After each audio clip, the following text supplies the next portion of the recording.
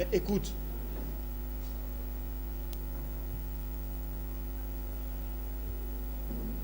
Karamoko Taïrou depuis le palais présidentiel d'Abidjan pour le Conseil national élargi.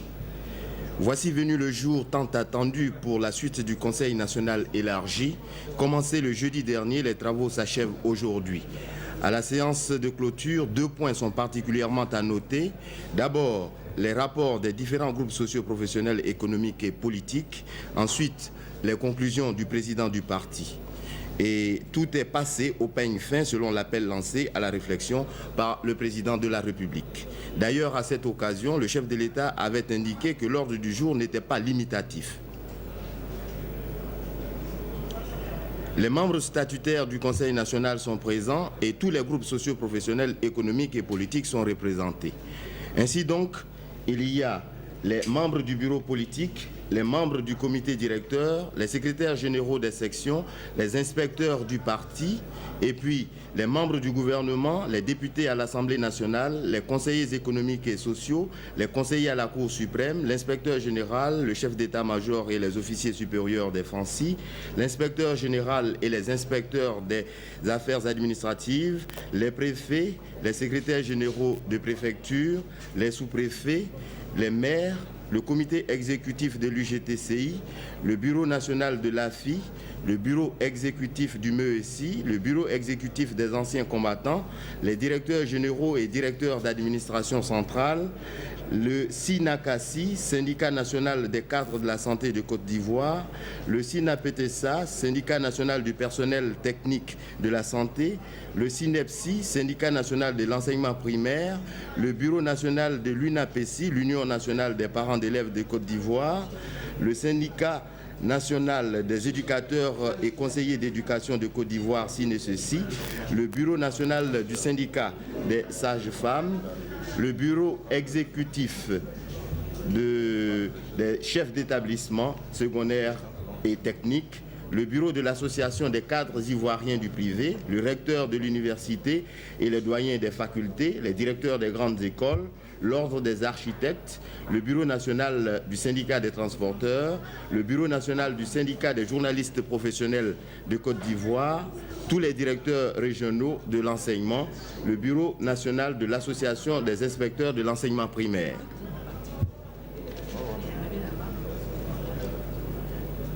Tout le monde a encore en mémoire ce qu'avait dit le président Félix Houphouët-Boigny lors de la séance d'ouverture du Conseil national élargi. Exemple, l'aide, la paix, la sécurité, les baux administratifs, les bourses d'enseignement. L'aide que veut la Côte d'Ivoire, avait souligné le président du parti, c'est une aide à titre temporaire. Nous ne voulons pas être un peuple d'assistés. Un peuple jeune comme le nôtre a besoin d'aide pour s'épanouir, se libérer de la tutelle des autres. Voilà pourquoi le président Félix Houphouët-Boigny avait demandé à tous de considérer que la paix sociale, la paix tout court dans notre pays doit être travaillée chaque jour davantage. Nous devons, avait-il ajouté, la soigner comme la prunelle de nos yeux. Concernant la sécurité à l'intérieur du pays, face à un banditisme envahissant, le chef de l'État avait fait savoir que des moyens suffisants de tous ordres seront donnés à la police pour assainir la situation. Et les autres problèmes brûlants actuels étaient évoqués par le président Félix Houphouët-Boigny. Les baux administratifs ont engendré des difficultés, mais la recherche des solutions est en cours. Dans cette affaire, le président de la République a remarqué un véritable scandale et il a décidé de laisser la justice agir. Les bourses d'enseignement font l'objet d'études. Elles seront désormais attribuées selon des critères qui tiennent compte de la situation familiale des élèves et étudiants. Il y a lieu de voir de près toutes les causes de mécontentement avant d'arrêter un plan de lutte pour le meilleur devenir de la Côte d'Ivoire. Le président de la République l'avait mentionné dans sa longue intervention à la séance d'ouverture. Justement, après une semaine de réflexion, le président du parti entendra aujourd'hui les rapports des différents groupes socio-professionnels, économiques et politiques. Ensuite, il tirera les conclusions du Conseil national. De grandes décisions en sortiront sans aucun doute. D'un moment à l'autre, la séance de clôture du Conseil national élargi va commencer. Pour l'immédiat, les participants sont en place Ils attendent le président du parti à la tribune.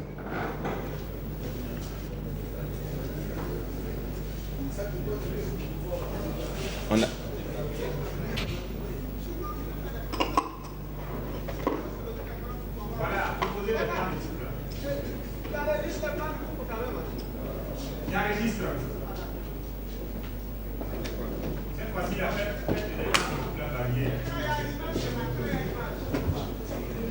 Bon, tu repères, hein, dès qu'il arrive, on enchaîne jusqu'à ce qu'il prenne la parole.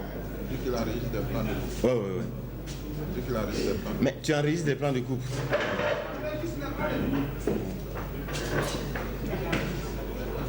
Mais il y a quelqu'un pour enregistrer les plans de coupe. Quel plan de coupe il va enregistrer encore? Parce qu'on ne prépare cette cassette-là pour partir. Hein? Faut leur dire ça. Canet. Il y a une caméra qui fait les plans de coupe. Repère au truc là pour qu'on puisse faire partir cette cassette immédiatement. Je sais qu'il y a une caméra. Je suis sûr de ce que je fais ici. De toute façon, c'est sur la même cassette. Ton intervention plus, son arrivée, ton intervention encore plus. Oui, mais ça va faire un travail terrible, un montage. Passer, tu vas pas passer. Peut-être qu'un seul plan de coupe, sur un seul plan. Non, ouais, mais ça, c'est Karim qui avait fait ça. Il n'y avait pas de caméra libre. Aujourd'hui, il y en a une.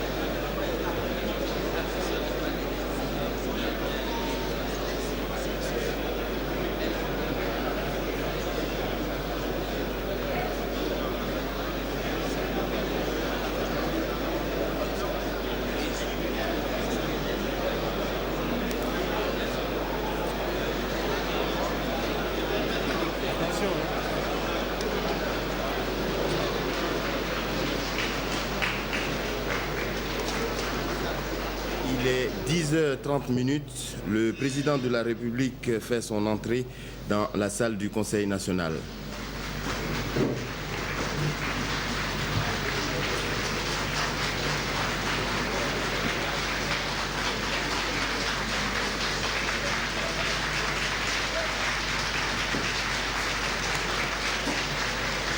Le chef de l'État s'avance vers la tribune d'honneur alors que les applaudissements fusent de tous côtés.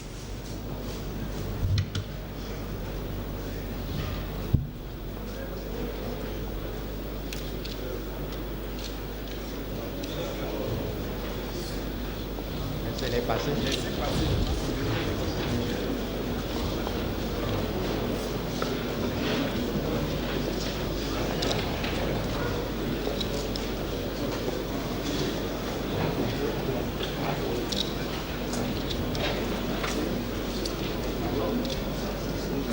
Voulez-vous asseoir? Le président de la République s'installe. Une déclaration de sa part précédera certainement la lecture des rapports.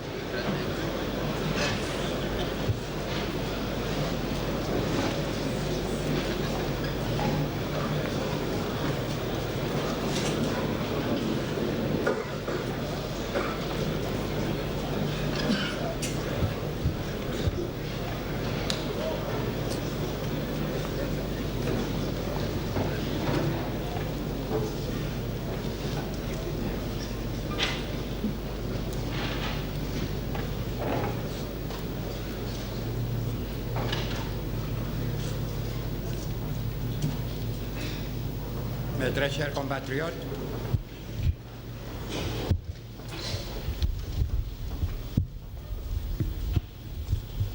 la séance du dialogue est reprise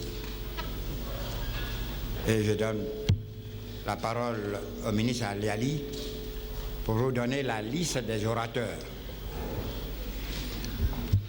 La direction du parti a retenu comme intervenants les porte-paroles des associations que je vais énumérer. L'AFI, l'Union nationale des parents d'élèves de Côte d'Ivoire, les syndicats des enseignants du primaire, les représentants de la commission formation, éducation et recherche, le représentant de l'enseignement secondaire et supérieur, le MESI, le syndicat national des cadres supérieurs de la santé de Côte d'Ivoire, l'ordre des architectes de Côte d'Ivoire, les associations des locataires, les petites et moyennes entreprises, les exploitants forestiers, les syndicats de transporteurs de Côte d'Ivoire, l'Association des cadres ivoiriens du secteur privé, l'UGTCI, les directeurs de l'administration centrale, les maires, les membres du Conseil économique et social, les députés, les préfets et sous-préfets, et enfin les secrétaires généraux du PDCI RDA, soit au total 20 orateurs.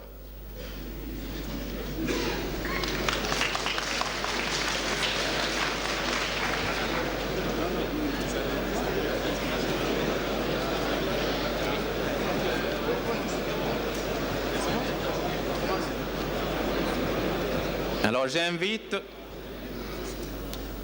la fille à venir au micro.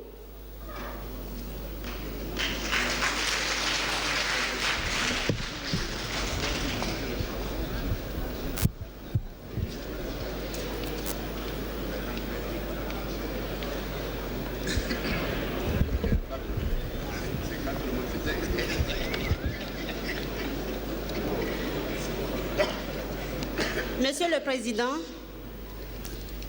il est devenu un lieu commun de dire qu'une crise économique sans précédent secoue le monde entier. Notre pays, la Côte d'Ivoire, n'a pu malheureusement échapper à cette situation et en est frappé de plein fouet. Le 3 novembre 1983 dernier, vous nous avez prédit que l'année 1984 sera encore plus difficile à cause de la crise. Tous les Ivoiriens et les femmes à leur tête espèrent avec vous, Monsieur le Président, qu'après 1984, l'économie de notre pays retrouvera le souffle et la vitalité qui les conduiront à nouveau vers le bonheur, le bien-être et la prospérité. Nous avons bien compris votre message. La Côte d'Ivoire doit faire l'effort et les sacrifices nécessaires pour sortir de la crise par ses propres moyens. C'est dans ce cadre que nous devons accepter le programme et les mesures de redressement que vous avez préconisées. Le succès de ce programme nécessite pour l'extérieur de notre pays le maintien de son capital de confiance. Les dernières visites officielles que vous venez d'effectuer ont démontré que ce capital de confiance est demeuré intact et que les dirigeants des grands pays visités sont décidés à nous aider.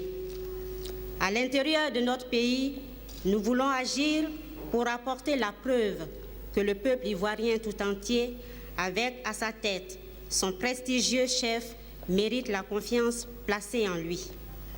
Il s'agit surtout de préserver jalousement la paix et la stabilité politique chez nous, puis corriger sans faiblesse et dans l'immédiat les grands maux dont souffre notre société et qui inquiètent ou mécontentent les populations. Nous voulons parler des problèmes posés par les baux administratifs, les bourses d'études, la santé et les atteintes à la sécurité des personnes et des biens. Les baux administratifs. L'Association des femmes ivoiriennes déplore amèrement les malversations, les fraudes et les irrégularités qui ont été commises et qui ont conduit à la situation que nous connaissons. La suppression des baux administratifs et l'attribution d'indemnités contributives au logement font partie des mesures de redressement dont notre pays a besoin et qui ont été acceptées par la nation lors du Conseil national du 28 avril 1983.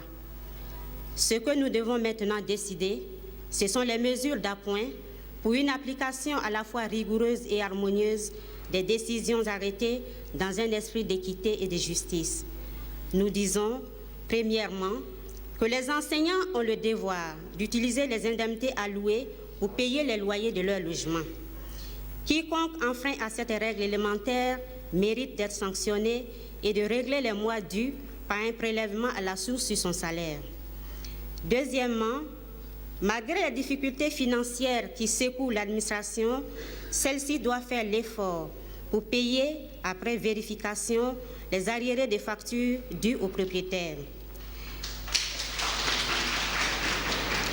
Troisièmement, à propos des logements, surtout ceux dits économiques, les sociétés de construction doivent réaliser le meilleur compromis possible entre la qualité et le prix du logement.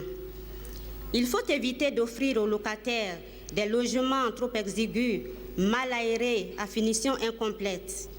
Il n'est pas possible, en effet, à un petit salarié de verser une caution, de payer des loyers d'avance et de trouver dans le même temps l'argent nécessaire pour achever ce logement.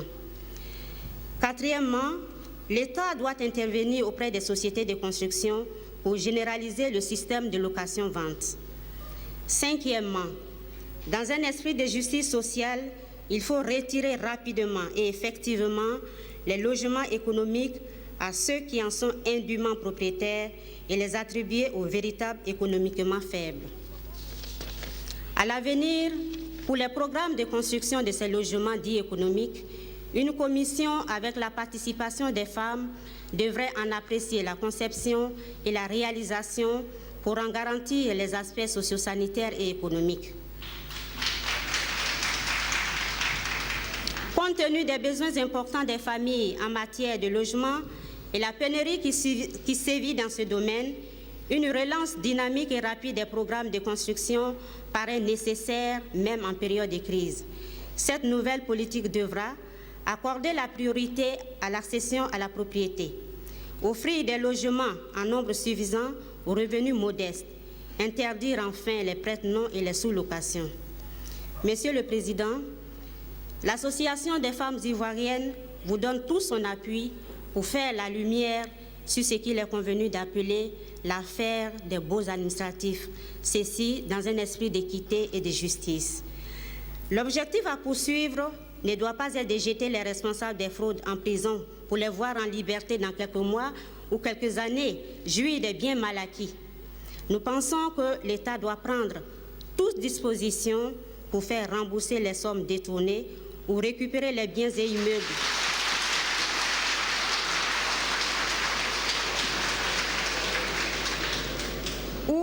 Récupérer les biens et immeubles acquis par ces fraudeurs, car, comme vous l'avez dit vous-même, Monsieur le Président, il vaut mieux enlever les griffes à la panthère et la laisser vivre au milieu des brebis. La sanction ainsi appliquée a valeur d'exemple et permet d'éviter l'impunité qui décourage les citoyens honnêtes. Les bourses, l'éducation, la jeunesse. Nous apportons notre entière adhésion à la décision de réduction du nombre de bourses octroyées par l'État et la mise en place d'une commission nationale élargie d'attribution de ces bourses. Cependant, dans le souci d'éviter l'arbitraire et l'irrégularité, les critères de base précis et objectifs doivent être fixés et connus de tous. Le premier de ces critères, c'est le mérite, car la bourse doit récompenser et encourager les meilleurs élèves. La règle du concours dans le secondaire, c'est-à-dire l'entrée en 6e, pour l'obtention de la bourse est un système rationnel, logique, qui doit être maintenu. Le deuxième élément à prendre en compte est l'examen de la situation familiale qui doit permettre de régler les problèmes des cas sociaux, de moduler le niveau des secours financiers et le niveau des bourses en demi ou bourse entière. Dans tous les cas, l'octroi de la bourse doit être lié à l'acceptation par l'étudiant de son orientation dans les disciplines jugées prioritaires par le gouvernement. Cependant, et compte tenu du stade avancé de la rentrée scolaire actuelle, l'application de ces mesures ne devra intervenir qu'à compter de l'année scolaire 1984-1985. S'agissant des avantages accordés à l'université, tous les étudiants doivent participer aux frais de leur transport. Quant aux étudiants non boursiers, ils devront pouvoir bénéficier, moyennant paiement étudié, des services du Centre des œuvres universitaires. La rentrée scolaire apporte son cortège de problèmes et de soucis aux parents qui souhaitent les affectations dans les établissements secondaires proches des résidences, le maintien des internats et éventuellement leur privatisation accompagnée de mesures d'incitation pour permettre la pratique de prix modérés à la portée du plus grand nombre. La réglementation des prix d'écoulage dans les établissements privés. Un contrôle permanent et rigoureux de tous les établissements publics et privés pour rassurer les parents et garantir la qualité de l'enseignement et des enseignants. Nous saluons avec bonheur la réinstauration de la morale et de l'instruction civique dans les programmes scolaires pour développer chez nos enfants les qualités humaines et l'esprit patriotique indispensables pour les préparer à assumer valablement leur rôle de citoyens et de parents. Il serait souhaitable aussi que les formateurs eux-mêmes, mieux informés et pénétrés de ces notions, puissent valablement transmettre le message. Aujourd'hui, la jeunesse est confrontée au problème de la déscolarisation. Le chômage et la délinquance se développent à un rythme galopant. Une des solutions possibles à tous ces fléaux sociaux serait l'application effective, après réactualisation de la réforme de l'enseignement, à cause des filières de formation prévues qui doivent normalement déboucher sur l'emploi et préparer aux travaux agricoles. La santé. Les problèmes inhérents à la santé conditionnent l'existence et tiennent de ce fait une part importante dans les préoccupations de tout individu. L'Association des femmes ivoiriennes rend un grand hommage au gouvernement pour tout ce qu'il a entrepris afin d'atteindre l'objectif « La santé pour tous ». Mais les efforts déployés dans ce domaine sont contrariés par l'explosion démographique de notre pays. Étant donné l'insuffisance des infrastructures sanitaires et la pénurie du personnel médical, il convient de mettre l'accent sur l'éducation sanitaire, dont les programmes privilégieraient l'application des règles élémentaires d'hygiène, aussi bien que la connaissance des facteurs qui favorisent les maladies. En un mot, pratiquer une médecine préventive. Il est souhaitable à ce niveau qu'une structure nationale de coordination soit créée pour éviter la dispersion des moyens et des énergies. Dans l'intérêt des populations rurales et celui de la nation entière, l'Association des femmes ivoiriennes en appelle au sens civique des jeunes gens et jeunes filles sortant des différentes écoles de formation médicale afin qu'ils acceptent de servir dans nos préfectures, sous-préfectures et dans les villages dotés de centres de santé. Il est certain que notre pays ne pourra longtemps encore pratiquer la gratuité des soins médicaux. Il faut alors, dès à présent, sensibiliser la population en vue d'arriver progressivement à obtenir sa contribution dans des conditions qui resteront à déterminer. De la sécurité. Tout le monde s'accorde à reconnaître que la criminalité connaît une recrudescence inquiétante ces dernières années. Les femmes ivoiriennes sont très sensibilisées à ces phénomènes parce qu'elles savent qu'après les banques, ce sont les sacs à main qui sont particulièrement convoités. Le développement de la criminalité chez nous découle pour une part de la généreuse politique des portes ouvertes pratiquée par notre pays depuis toujours.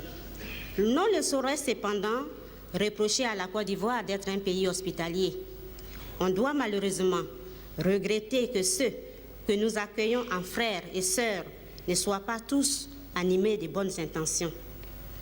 Les actes de déstabilisation auxquels on pourrait assimiler les manifestations du banditisme qui sévit sur toute l'étendue du territoire seraient freinés et les auteurs mis hors d'état de nuire si la corruption ne s'était installée parmi certains agents de l'État.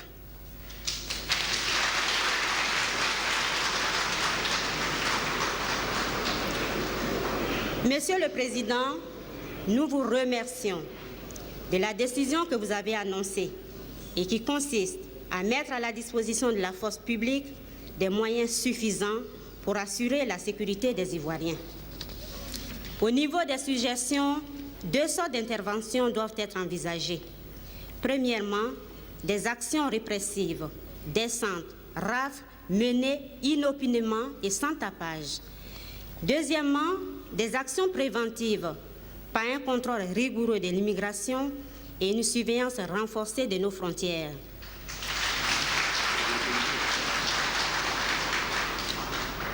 Telles sont, Monsieur le Président, les quelques propositions que l'Association des femmes ivoiriennes a cru devoir apporter au nom de toutes les femmes de Côte d'Ivoire dans ce grand débat. Nous espérons que notre beau pays, la Côte d'Ivoire, poursuivra harmonieusement sa marche en avant avec l'application effective de toutes les mesures de redressement décidées par ce Conseil national. L'Association des femmes ivoiriennes renouvelle son attachement au PDCI RDA et à son illustre président, son Excellence Félix Houphouët-Boigny, père de la nation ivoirienne. Je vous remercie.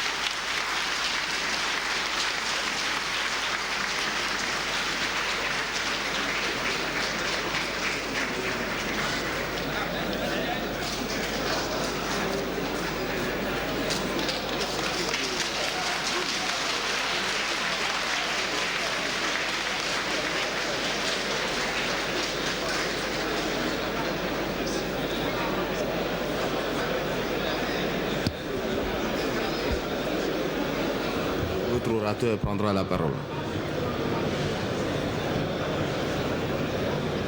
Le porte-parole de l'Union nationale des parents d'élèves est prié de venir au micro.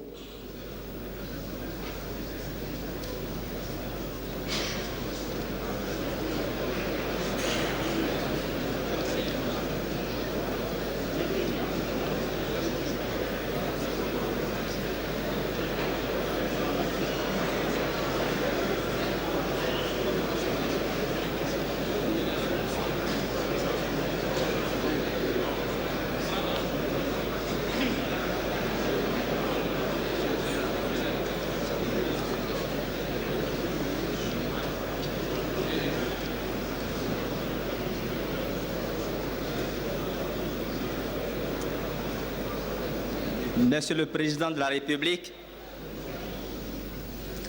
les parents d'élèves et étudiants de Côte d'Ivoire, réunis en séance extraordinaire le lundi 7 novembre à la maison du parti à Trècheville, après avoir entendu le compte-rendu du Conseil national élargi du 3 novembre 1983, félicite le chef de l'État pour la tournée triomphale qu'il a conduite hors du pays pendant 5 mois et dont les résultats positifs pour l'Afrique en général et la Côte d'Ivoire en particulier constituent un véritable motif d'espoir.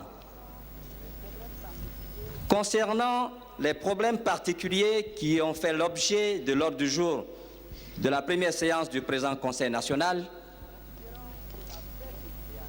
considérant que la paix sociale est le corollaire de l'observation des principes fondamentaux de justice sociale, de dialogue, de tolérance, de l'union et de la fraternité que ne cesse de prôner le chef de l'État,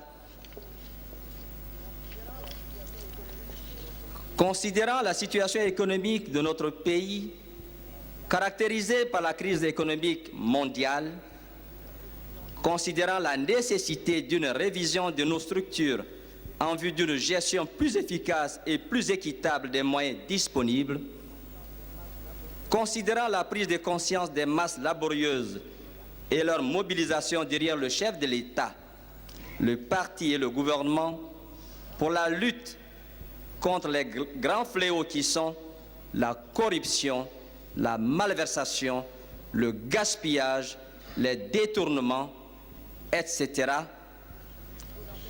Considérant que dans cette lutte pour le développement économique et social, l'enfant, future génération et espoir de demain, reste notre préoccupation première et, partant, son éducation demeure la priorité des priorités. Lance donc un appel fraternel aux responsables des syndicats d'enseignants pour qu'ils créent les conditions d'un dialogue fructueux et constructif avec les pouvoirs publics en vue d'apporter leur contribution à la mise en place des réformes nécessaires tout en facilitant leurs relations avec l'UNAPESI.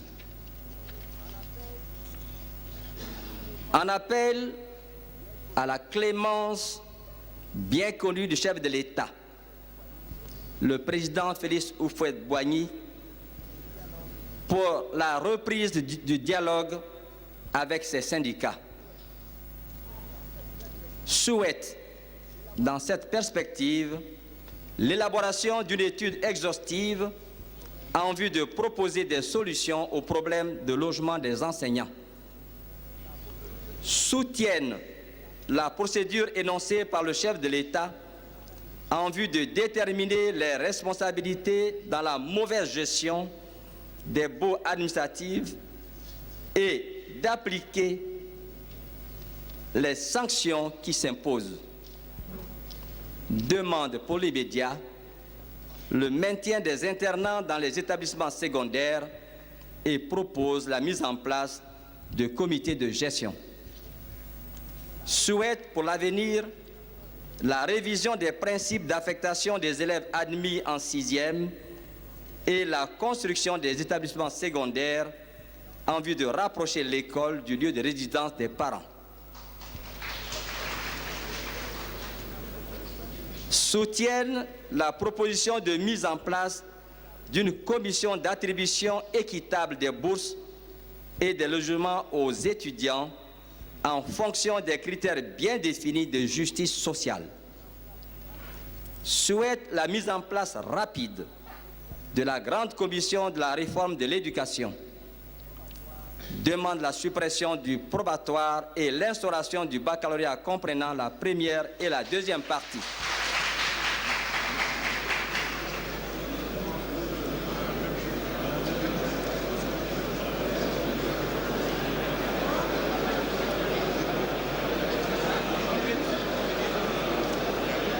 Demande demande l'intensification d'une action rigoureuse pour la réinsertion des enfants déscolarisés au niveau des différents goulots d'étranglement du système éducatif. Souhaite la mise en place rapide d'une commission pour l'examen des frais d'écolage dans les établissements privés. Demande l'intensification de la lutte contre les établissements non autorisés.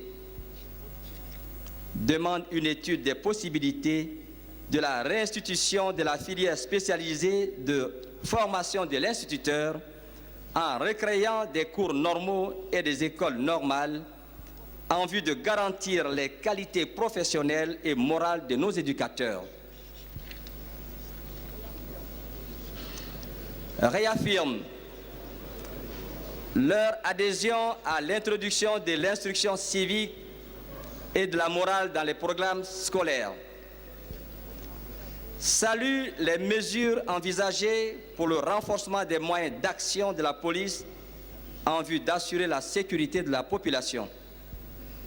Les parents d'élèves et étudiants de Côte d'Ivoire, groupés au sein de l'UNAPECI, réaffirment avec force leur attachement à la personne du chef de l'État, président du parti, et aux idéaux du PDCI RDA, fait à Abidjan, à Treichville. Les parents d'élèves.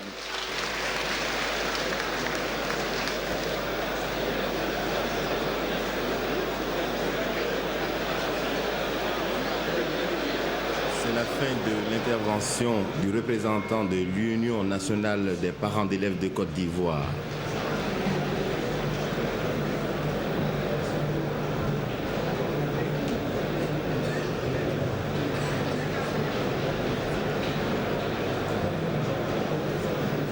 Le représentant du syndicat des enseignants du primaire a la parole.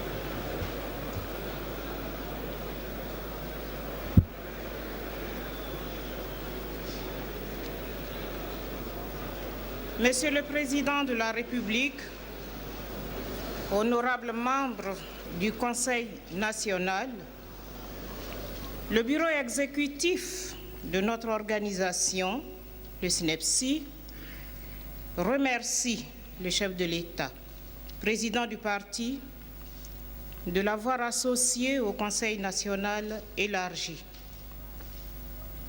Pour notre part, nous livrons à l'attention du Conseil national la motion de soutien suivante au Père de la Nation, son Excellence Félix Houphouët-Boigny, président de la République. Considérant l'importance des problèmes qui ont constitué la toile de fond de l'exposé magistral du chef de l'État, le SNEPSI lui réaffirme sa confiance et lui apporte le soutien massif et militant des enseignants du primaire pour les dispositions qui permettront de résoudre les problèmes de l'heure et en particulier pour rétablir la sécurité sur toute l'étendue du territoire. Que vive le Père de la Nation et que vive la Côte d'Ivoire.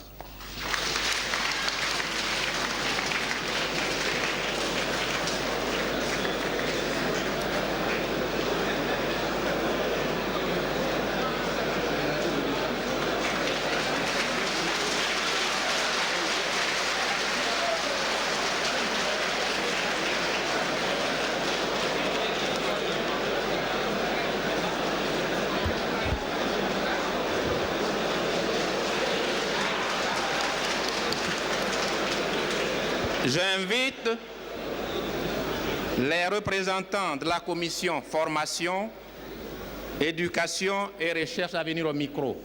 Les représentants, ils sont 2 orateurs.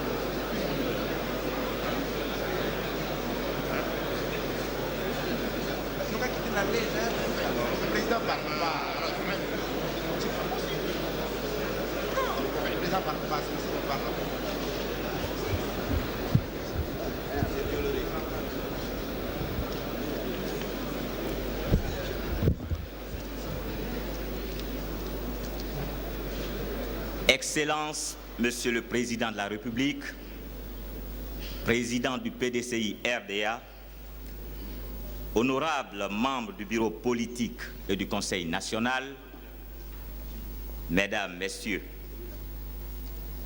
Monsieur le Président, compte tenu de l'importance des problèmes abordés par la Commission de l'éducation, la formation et de la recherche scientifique et technique, ce rapport sera présenté en 2 volets. Nous avons l'honneur d'introduire le premier rapport. Nous saisissons l'occasion pour vous remercier, Excellence, Monsieur le Président de la République, de l'immense intérêt que vous avez toujours accordé à la jeunesse de ce pays. Nous voulons également vous exprimer notre profonde reconnaissance pour les efforts sans cesse déployés pour le maintien de la paix en Côte d'Ivoire. C'est pourquoi ce conseil que vous avez voulu suffisamment ouvert et sincère revêt à nos yeux une importance capitale. Il s'agit en effet de vous livrer aujourd'hui les conclusions de nos modestes réflexions sur les grands thèmes proposés le jeudi dernier, thèmes touchant aux problèmes de la sécurité des personnes et des biens, aux problèmes épineux des baux administratifs, à l'attribution des bourses d'études aux élèves et aux étudiants, et enfin, tout autre problème susceptible d'engendrer les mécontentements dans la population ivoirienne. Sécurité des personnes et des biens.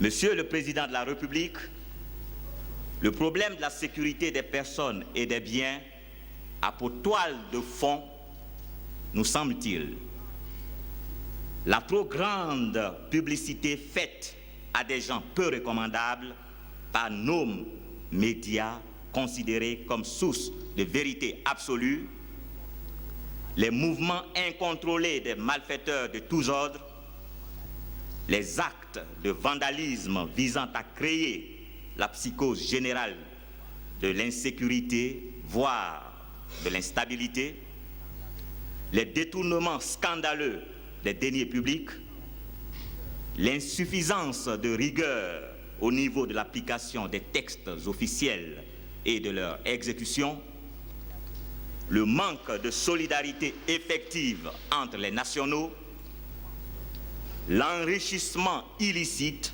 en vue d'écraser le voisin, les agressions et vols caractérisés de nuit comme de jour. Cette atmosphère de malaise social généralisé est due, pensons-nous, à la perméabilité de nos frontières, aux déperditions scolaires et universitaires, au chômage, à la consommation de la drogue par une frange de plus en plus importante de la population, et plus particulièrement de la jeunesse, à l'absence de conscience nationale et de la notion de responsabilité, à l'égoïsme et à l'individualisme prononcé, au manque de civisme et de patriotisme. Enfin, à l'absence des pratiques saines, des vertus morales.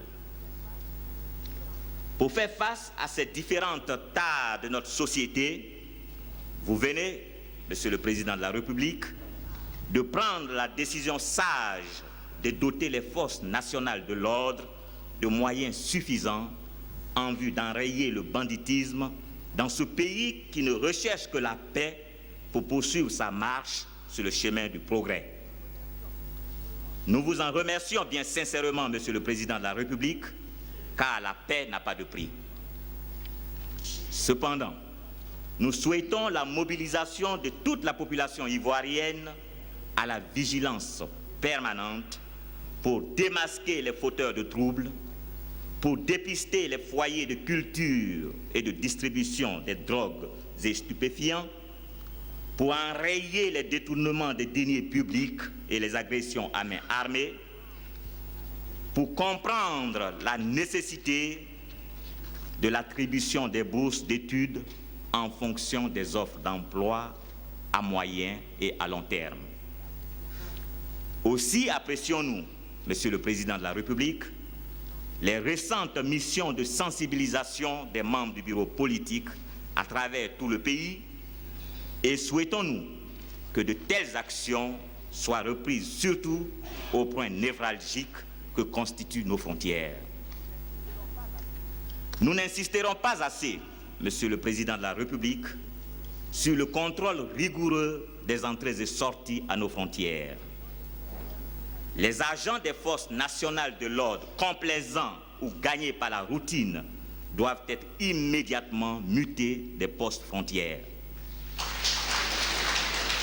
Dans tous les cas, leur rotation à ces postes demeure salutaire, surtout en cette période de crise.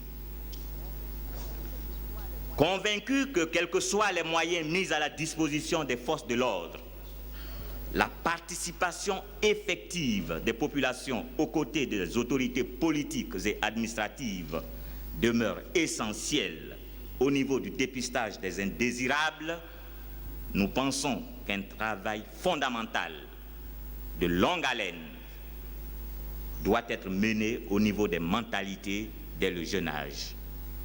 C'est pourquoi l'introduction de la morale et de l'instruction civique dans les programmes scolaires, de la maternelle au supérieur, comme vous le recommandiez, Monsieur le Président de la République, dans votre intervention magistrale au 7e congrès du PDCI-RDA, nous réjouit et son application à la lettre à cette rentrée scolaire par nos 2 ministres de tutelle nous réconforte énormément.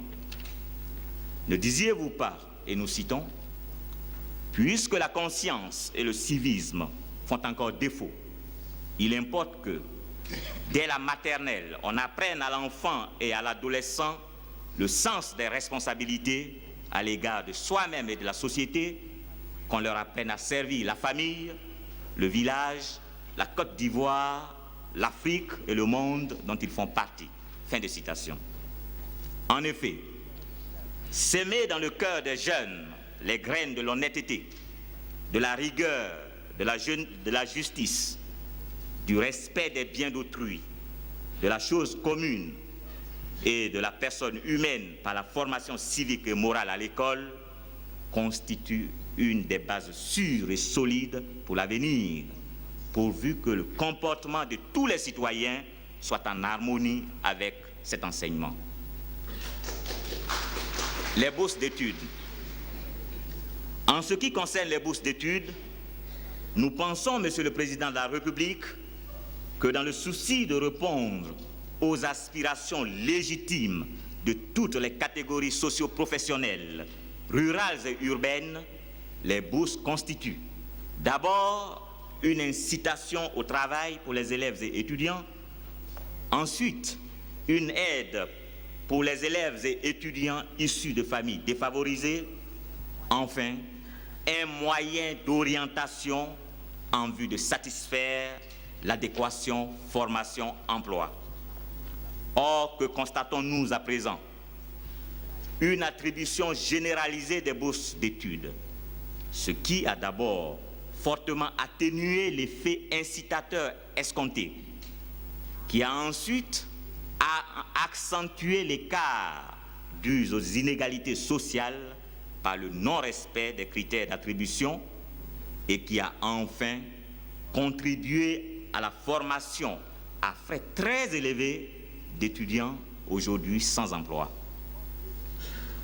Compte tenu de l'effet de la crise actuelle, qui ne permet pas aux finances de l'État de poursuivre l'attribution généralisée des bourses d'études aux élèves et étudiants, nous suggérons, Monsieur le Président de la République, le regroupement des organismes d'attribution des bourses d'études aux élèves et étudiants.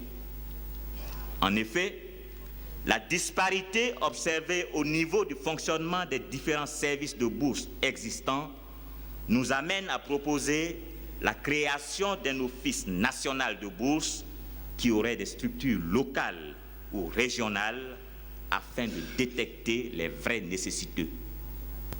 Cet office national de bourse pourrait utiliser les critères suivants.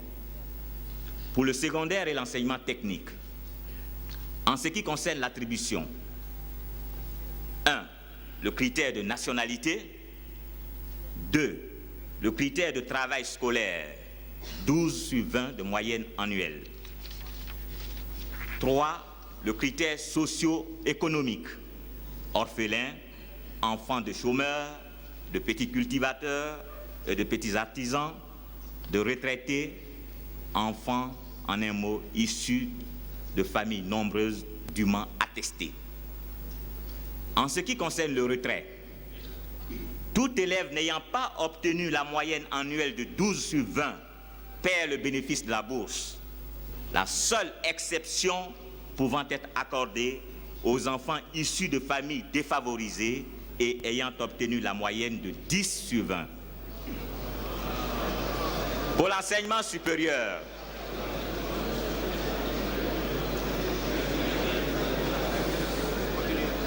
en ce qui concerne l'attribution, les critères suivants pourraient être retenus.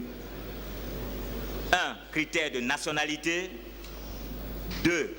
Critères de réussite au bac au premier tour. 3. Critères socio-économiques.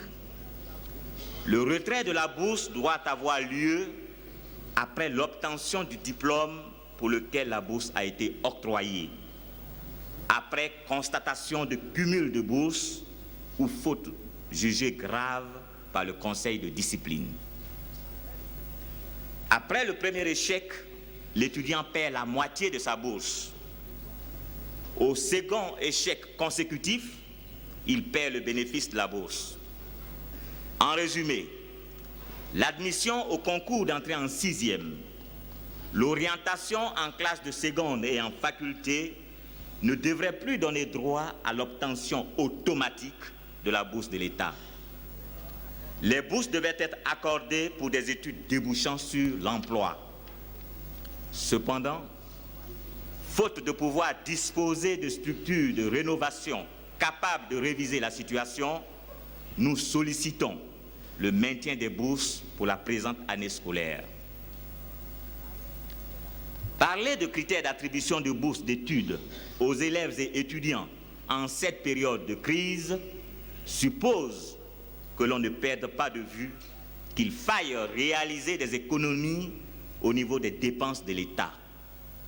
C'est pourquoi, Monsieur le Président de la République, nous pensons que l'État gagnerait à regrouper les structures de formation conformément à la 4e résolution du 7e congrès du PDCI-RDA, résolution relative à l'insuffisance de coordination dans la gestion des ressources humaines au niveau national. Dans le même ordre d'idées, c'est-à-dire dans le souci de faire réaliser des économies par l'État, il convient de poser le problème du fonctionnement des internats dans les établissements secondaires et techniques. Monsieur le Président de la République, contrairement à l'idée répandue ces derniers temps que les internats constituent des foyers de tension, de grève et de contagion, et que seule une infime minorité d'élèves profite réellement de leur existence, il est à constater que bien tenus et bien gérés, les internats demeurent incontestablement un cadre idéal de socialisation, d'épanouissement de la personnalité de l'enfant et un creuset de l'unité nationale. S'il est vrai que dans la plupart des pays limitrophes, l'internat est supprimé,